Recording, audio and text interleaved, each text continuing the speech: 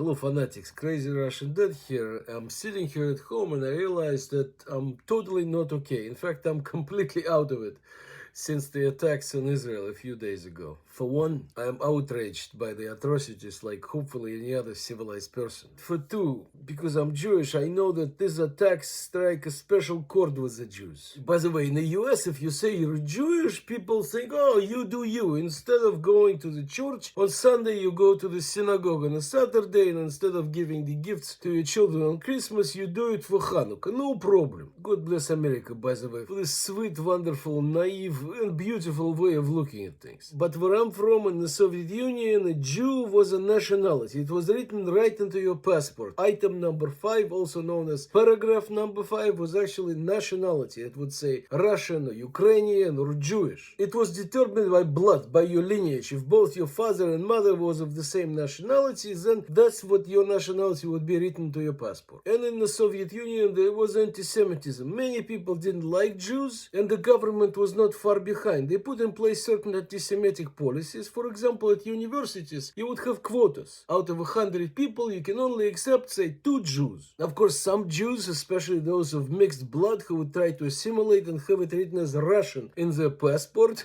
But the famous truism was that they hit you in the face and not in the passport. Бьют по роже, а не по паспорту.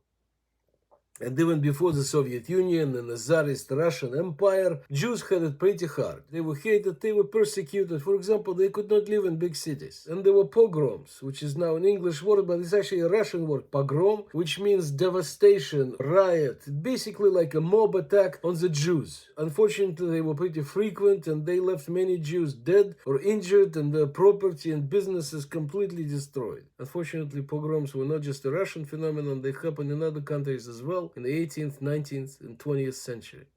So, as you can see, Jews are kind of historically sensitive to, being attacked and killed. Beyond those pogroms during World War II, there was Holocaust perpetrated by the Nazis, where 6 million Jews died. Many died in these terrible concentration camps like Auschwitz and Treblinka. Others died in small cities and towns that were occupied during the war. My own grandmother told me she said she witnessed in Belarus, where she lived, that the Nazis rounded up Jews and buried them alive. She said afterwards the ground was moving for days, but they placed armed guards around the perimeter so that people couldn't save anyone. Absolutely horrible. Sorry for the graphic details there. And the reason I'm telling you this is so that you would understand that Jews carry all that within them. It's like we all have this hereditary PTSD. And so when the attacks happen, we're triggered. We feel violated. We feel vulnerable again. By the way, I don't know if you knew there's only 20 million Jews on the planet, which makes it less than 0.25% of the whole population. You'd think you'd never hear about the Jews, but it's the opposite. Jews can never stay off the radar. And then, of course, there is all the complexity of the Arab-Israeli dynamics, but I don't want to get into it because I'm not political. But I do want to conclude with 3 thoughts. Number 1, your Jewish friends and colleagues are not okay right now. It's very personal for them. Number 2, and I hope it's not controversial, killing innocent civilians is always wrong. And finally, number 3, I know media always tries to dumb it down to some dominant narrative, so if you're not sure what side to take, it's okay. Get educated, talk to people, read some history, make up your own mind.